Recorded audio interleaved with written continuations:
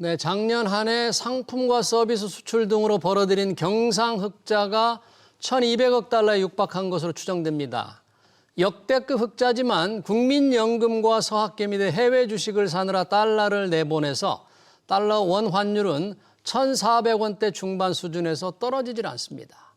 외환당국은 구두 개입부터 국민연금 환해지 등 각종 대책을 쏟아내고 있는데 과연 환율이 안정될지 그리고 우리 경제의 중장기 도약을 위해선 어떤 전략이 필요할지 궁금합니다. 금융위원장과 국민연금공단 이사장을 지낸 분이죠. 전광우 세계경제연구원 이사장 모시고 그 해법을 들어보겠습니다. 이사장님 어서 오세요. 네, 반갑습니다. 안녕하세요. 자, 이 국민연금 이사장을 지내시고 지금 환율 안정 때문에 국민연금이 참 많이 도마 위에 올라와 있는데요. 우리 기금 규모가 달러로 환산하면 1조 달러가 됐다고 해요. 네.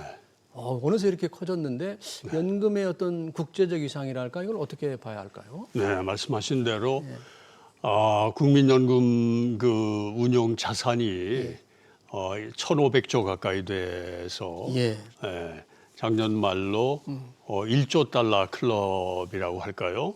전 세계 국민연금을 포함해서 세 군데밖에 그 1조 달러가 넘는 것이 없습니다. 어딘가요? 노르웨이, 일본 그리고 우리 이렇게 세 나라인데 1조 달러의 규모를 가진 연금이라고 하는 것은 국제금융시장에서 어떻게 보면 프라이스 테이커 그러니까 이 가격을 시장의 그 가격을 수용하는 입장이 아니라 어떻게 보면 시장 가격을 형성하는 입장이다. 그런 정도로 큰 고래라고 할까요? 그 국제금융시장이라고 하는 이 대양에서 큰 고래의 역할을 하는 그런 기관이 됐다. 그렇게 말씀드릴 수 있습니다. 그러니까 우리 국민연금 기금이 그 자산 운용의 파워라는 게 이제 어마어마해졌다 그런 얘기예요. 그렇습니다. 네. 그러니까 일례로 말씀드리면 우리나라에서 외화 자산을 제일 많이 가지고 있는 데가 많은 분들이 지금까지 우리가 익숙한 한국은행의 외환 보유고라고 생각을 하시는데 국민연금이 가지고 있는 해외 자산이 외화 보유고보다 많습니다. 아, 그래요? 그런 정도의 상황이 됐다는 말씀입니다. 네, 대단하네요. 그 규모가. 이제 국민연금은 계속 지급액이 늘어나면 그래서 연금 고갈 시기가 뭐 빨리 다가온다 해서 걱정이 많아서 수익률을 그것을 늦추기 위해서 뭐 연금 지급 기간을 늦춘다거나 보험금을 줄인다거나 여러 가지 논의가 있습니다만 중요한 건 이제 수익률을 올리는 거잖아요. 그렇습니다. 정부도 수익률을 올리겠다. 뭐 목표를 연 4.5에서 연 5.5% 높인다는 계획인데 이게 상당히 계획은 좋습니다만 수익을 높이기 위해서는 어떻게 해야 됩니까? 네. 우리가 평균 5.5% 장기 계획을 세운 것이 가장 최근에 저희가 모수 개혁을 하면서 하나의 이제 계획으로 잡아 넣은 것인데 우리가 평균 국민연금의 수익률을 연수익률을 1%포인트 높이게 되면 기금 고갈 시기를 근 8년 정도를 늦추게 됩니다. 8년이나요? 네. 그런 정도로 수익률이 중요하다. 그렇게 저희가 파악을 하고 있고 그러면 문제는 어떻게 하면 수익률을 올리느냐. 그것은 뭐 우리가 몇 가지 그 전문가적으로 접근을 한다고 하면은 제일 중요한 거는 다변화 전략이죠. 다변화. 자산군을 다변화한다. 특히 이제 국민연금 자산은 크게 세 부분으로 나눌 수가 있는데 하나는 이제 주식, 채권, 그 다음에 나머지를 우리가 대체 투자 자산이다 이렇게 얘기를 하죠. 거기에는 뭐 부동산도 있고 인프라 투자도 있고 이렇습니다. 그래서 인프라 그를 포함한 대체 투자에 저희가 그 역량을 높여 나가고 또 주식시장은 뭐 어떻게 보면 국민연금이 주도적으로 이 가치를 결정할 수 있는 입장은 아닙니다만은 해외 주식, 국내 주식 이렇게 잘 조합을 해서 주식 부분의 수익을 높이고 채권은 안정적 수익을 지원하는 부분이 되기 때문에 주요국의 국채, 미국 네. 그 국고채를 포함해서 이렇게 저희가 보유를 하게 되죠. 그러니까 결국은 네. 이런 이 자산 배분을 어떻게 잘 하느냐. 요리도 그렇지 않습니까? 이 각 재료를 잘 섞어야 맛이 나죠. 맛이 나는 고부가 같이 맛이 나는 요리가 되는 것처럼 자산 배분이 중요하고 네. 또 잘 운영을 하려면 맨파워가 중요합니다. 인력, 금융 경쟁력은 저는 뭐 늘 그렇게 강조를 하는데 네. 사람에 달렸다. 네. 인적 역량에 달렸다. 그래서 기금 운영 담당자들의 역량을 키우는 것. 이런 걸 통해서 우리가 수익률을 높일 수 있다. 그렇게 말씀드리죠. 네. 이제 수익률을 높이는 게 1%포인트만 높여도 고갈 시기를 8년이나 늦출 수 있다고 하니까 정말 절대절명으로 중요한데 최근 외환 시장이 흔들리면서 정부가 여러 가지 이제 얘기를 하고 있는데 국민연금 워낙 달러 수요가 많으니까 이게 전략적 환해치를 해야 된다. 지금 하고 있다. 그게 이제 환율 안정에 도움이 될 거다. 필요할 거다.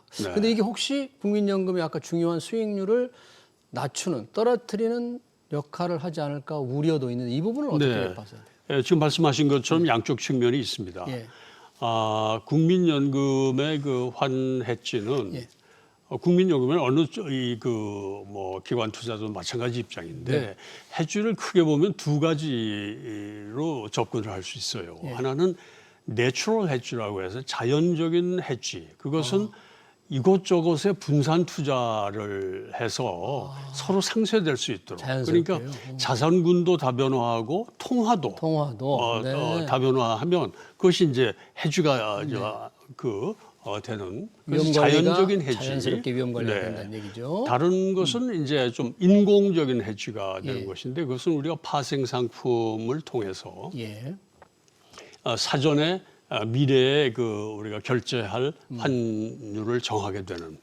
근데 지금 이제 전략적 해지라면 이제 후자를 얘기하게 되는 것이고 그것은 우리가 미래 국민연금 입장에서는 미래 해외 투자를 위해서 달러 수요가 생기기도 하고 또 이제 때로는 해외 자산을 팔면 달러가 들어오기도 하고 하는 경우에 사전에 미래 결제 통화 수준을 환율 수준을 정하는 것이죠. 근데 미리 정한다고 하는 것은 결과적으로 잘 될 수도 있고 그러니까 결제된 이 사전에 확정한 환율이 국민연금 수익률 입장에서 도움이 되는 결정을 할 수도 있는가 하면 다른 반대쪽으로 반대로 되는 경우도 있거든요. 그렇기 때문에 그렇게 말씀드릴 수 있죠. 모든 인공적인 해지라고 하는 것은 잠재적 혜택도 우리가 기대할 수 있지만은 코스트가 따르는 문제도 비용이 있다. 따른다. 비용도 따르기 때문에 이것을 잘 적절하게 자율적 포트폴리오 전략의 일환으로 판단을 잘해서 시행에 옮겨야 된다. 그렇게 말씀드리죠. 잘 판단해서 자율적으로 하지 않고 조금 뭔가 어떤 압력이라든지 이런 데 쫓기면 혹시 좀 잘못 결정할 수도 있겠다는 우려네요. 네, 그게 이제 정부의 최근에 환율이 지난 연말에 1,500원 가까이 이렇게 가니까 시장이 상당히 패닉 상태에 빠졌다고 할까요? 상당히 이런 상태에서는 저는 정부의 역할이 이 시장 안정을 위해서 다양한 수단을 동원한다 하는 것은 저는 불가피하다고 생각을 합니다. 다만 이제 그런 일환으로 국민연금이 공동 노력의 일환으로 참여했을 때 자칫 결과적으로 좀 손해보는 방향으로 갔을 때는 이것이 또 국민연금의 일차적인 목표는 연금 가입하신 국민 여러분들의 노후를 안정적으로 지원해야 되는 우리의 투자 가치를 잘 보존하고 증식시켜 나가야 되는 것이 일차적인 목표인데 이 부분과 좀 상치되는 부분이 생기게 되는 경우에는 부담스러운 측면이 있죠. 아까 말씀하신 대로 작년 말 이제 1,500원을 위협하다 정부의 강력한 개입으로 1,400원대 중반인데 여전히 높은 수준인데 이게 지금 현재 수준이 좀 과도하게 좀 높게 느껴집니까? 아니면은 이걸 좀 더 안정될까요? 안정시킬 수 있는 방법은 또 있을까요? 이게 뭐 어려운 질문이신데요. 사실 적정 환율이라고 하는 것은 참 판단하기가 어렵습니다. 결국은 근자에 와서 지난해 특히 네. 1,400원대 이상을 지속적으로 예. 지키고 있는 어떻게 보면 워낙 약세 구도가 새로운 뉴노멀이 되는 예. 것 아니냐라는 그 배경에는 절대적으로 우리가 지금 달러 수급 관계에 불균형이 생긴 게 아니냐. 예. 그것은 달러 수요가 굉장히 늘어나는 추세에 있고 예. 반면에 앞서 말씀하신 것처럼 경상수지 흑자가 나고 하면은 통상 이게 우리 원화가 강세 통화로 네, 가야 그래야 되는데 요즘은 과거는 이제 무역 예. 통상 수지 쪽이 절대적인 네. 환율의 결정 요인이었다면은 네. 요즘의 전반적인 글로벌 추세도 그렇고 우리나라도 그렇습니다만은 예. 시장에서의 환율 결정에 더 임팩트를 많이 주는 것은 금융 투자 예. 관련된 자금 흐름이다. 예. 이렇게 볼 수가 있을 것 같아요. 예. 그런 상황에서 우리가 지속적으로 이 달러 공급보다는 수요 쪽이 많은 그리고 특히 우리 한미 통상 합의에 따라서 그러니까요. 네. 예, 향후 연 200억 달러의 추가 투자 필요성이 있다. 이렇게 돼 있는 상황이니까 시장 참여자들은 추가적으로 네. 달러 시세가 원화 대비 네. 강세 기조를 이어가지 않겠느냐. 우리 원화가 약세 기조로 가지 않을까 하는 그런 투자자 기대가 시장에 반영된 것 아닌가 그렇게 생각을 합니다. 지금 이사장님 계시는 세계경제연구원에서는 유명한 해외 석학들을 자주 초청해서 세미나를 네. 하는 것 같은데 네. 글로벌 경제 시작하자마자 베네수엘라 사태가 터졌습니다만 전반적으로 글로벌 경제를 얘기할 때 올해 좀 가장 뭐라 그럴까요? 좀 주목해야 할 변수랄까요? 혹시 네. 꼽으신다면 이사장님. 매크로하게 이제 크게 봐서는 금년에 좀 완만한 성장을 하는 예. 소위 회복력은 있는데 그 힘이 그렇게 대단치는 않은 네. 아마 그런 정도의 완만한 성장 3% 정도의 예. 세계 성장률이요. 성장이 이런 가운데 국가 간 차별화는 상당히 심하다. 네. 조금 전 우리 베네수엘라? 앵커께서 네. 네. 진행하신 프로그램에도 보니까 지금 저희 뉴스에도 네. 이렇게 자막으로 뜨는 것이 베트남이 작년에 8% 성장을 했다. 베트남. 대만은 7% 성장하고 이 아주 고도 성장 인도도 그렇습니다.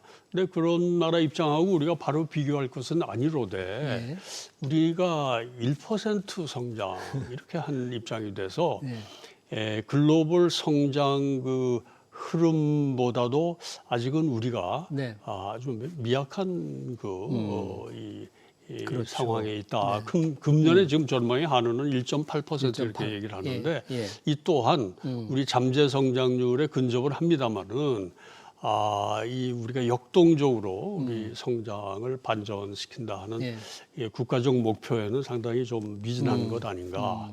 이런 와중에 네. 말씀하신 베네수엘라 같은 사태가 하나의 지정학적 위험 요인으로 더 부각되면 특히 이게 이제 남미에서 일어나는 사태로 끝나는 것이 아니라 이게 미중 간의 갈등을 더 자극하는 요인으로 번지는 경우에 그럴 개연성이 상당히 있다고 봅니다만 그런 경우에는 지금 제일 우려되는 거는 대만 해협을 둘러싼 동북아의 지정학적 구도에 어떤 영향을 미칠 거냐.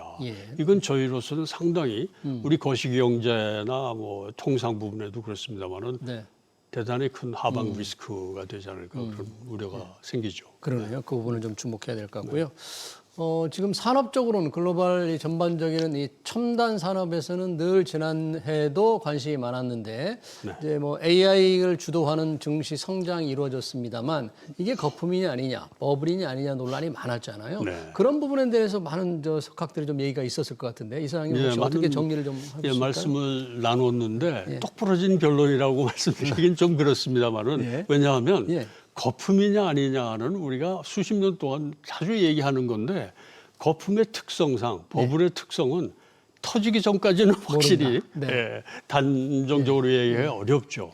다만 이런 그 세계적인 석학이라든지 해당 분야의 아주 최고의 전문가들의 얘기를 종합적으로 들어보면 이게 버블이 끼긴 끼었는데 그것은 어떤 부분의 버블이냐 하면 과잉 투자가 이루어지는 것 같고 그렇지 않습니까? 지금 뭐 데이터 센터를 비롯해 가지고 이제 투자들이 엄청난 규모로 이루어지고 또 그걸 지원하기 위한 발전 시설 같은 것도 대단히 큰 규모로 지금 투자가 이루어지고 있는데 과연 이런 투자가 전부 생산성, 우리 경제의 생산성을 높인다고 하는 기대 효과를 얼마나 충족시켜주는 결과를 날 거냐 하는 데 대한 불확실성이 있다.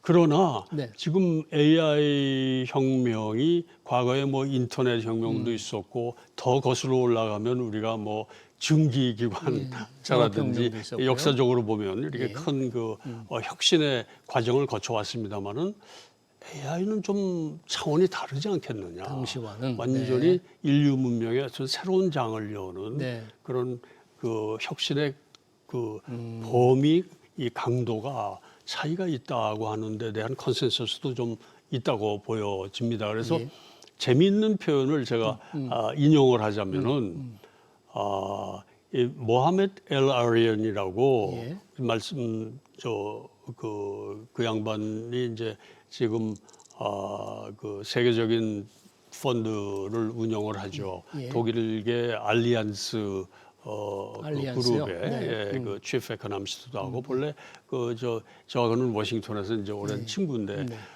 그건 IMF 있을 때 제가 세계은행에 있어서 하버드 연기금의 이제 총 책임자도 했고 하여튼 그 핌코라고 세계 최대의 채권회사 거기에 CEO도 했습니다. 최근에 그 인터뷰에서 재미있는 표현을 쓴 게 있어요. 지금 AI 거품에 대한 상황을 어떻게 한마디로 요약을 해주겠느냐 이렇게 했더니 뭐 영어로 제가 그대로 옮기면 rational bubble이다. 그러니까 합리적 버블이다. 그런 게 있어요. 그런 표현이 재밌잖아요. 합리적 버블. 왜냐하면 그냥 택도 없이 버블 거품이 껴있는 거하고는 다르다. 그의 근거가 분명히 있고 여기는 확실히 이 새로운 산업의 그 새로운 이 지형을 과거와는 다른 차원의 지형을 바꾸는 엄청난 산업 대혁명, 대혁신, 대변혁의 이 길을 여는 데 대한 그 합리적 근거가 충분히 있다. 거품이지만 근거가 있다. 근거가 있다. 그래서 좀 애매한 표현입니다만은 이 그 거품의 성격이 있다 하는 것은 워낙 이 AI에 대한 기대가 크고 해지니까 주가가 선반영하고 뭐 굉장히 뜨거웠지 않습니까? 그렇죠. 그러니까 주식시장의 그 생태라고 하는 것은 많이 오르면 또 조정이 따르기 때문에 그런 뭐 단기적 조정의 개연성은 충분히 있어 보입니다만은 그러나 그 배경에 충분한 우리가 AI 시대를 대비하는 것이 국가 운명, 기업의 운명에 달렸다고 하는 것이 그렇게 과도한 표현은 아니다. 그렇게 아마 해석을 할 수 있지 않을까 생각합니다. 알겠습니다. 우리 국민연금 자산운용 1조 달러 시대 수익률 향상 방안과 글로벌 경제 전망 대책 잘 들었습니다. 지금까지 전광우 세계경제연구원 이사장이었습니다. 이사장님 귀한 시간 고맙습니다. 감사합니다.